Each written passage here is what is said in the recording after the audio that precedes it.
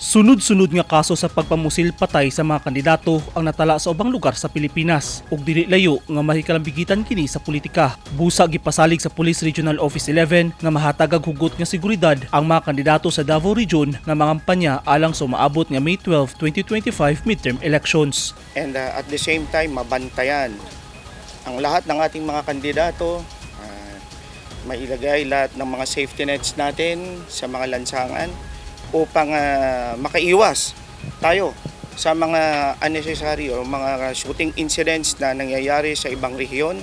At dito po sa ating Davao Region, we will ensure na ating mga checkpoints, ang ating mga police visibilities ay lagi pong nakapwesto at ang ating mga intel fusion and ating mga kapulisan na intel-driven intelligence operations are being conducted left and right against criminal gangs, gun for hire groups, goons. Dili sab mosugot ang mga pulis nga adunay manghasi nga mga private armed groups.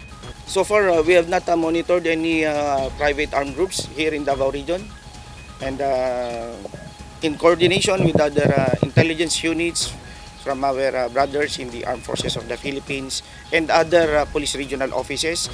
But we're not taking this lightly, and we will intensify our efforts hanggang mag-eleksyon tayo at hanggang pagkatapos ng eleksyon, itutuloy-tuloy po natin nabantayan ang ating kapaligiran.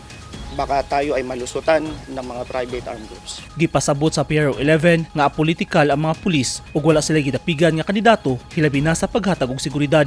Dito po sa ating sa political situation, lahat naman po ng ating mga kandidato binigyan na natin ng mga security yan. Regardless kung high profile yan o hindi high profile. Kung makikita ninyo, pumunta po kayo sa kabilang probinsya, kahit pumunta po, lahat ng probinsya po natin dito sa Davao Region, lahat po yan may security, area security. Kahit high profile siya na politician or local politician sila, merong security, area security po kami binibigay para makasiguro na po yung kanilang safety and security ay na-maintain during the election season. At pagkatapos niyan ay meron din po tayo ibinibigay na security pati sa mga election officers, sa mga municipal election officers natin, provincial election officers, sa regional election officers, at lahat ng ating mga kasama dito po sa election duty natin ay binibigyan po natin sila ng security. Kaya ito po ay para sa lahat, hindi lang po sa mga kandidato. Bisan sa Davao City, magpabiling ang politikal ang DCPO ug prioridad nila ang seguridad sa mga kandidato nga mangampanya sa mga suok nga lugar.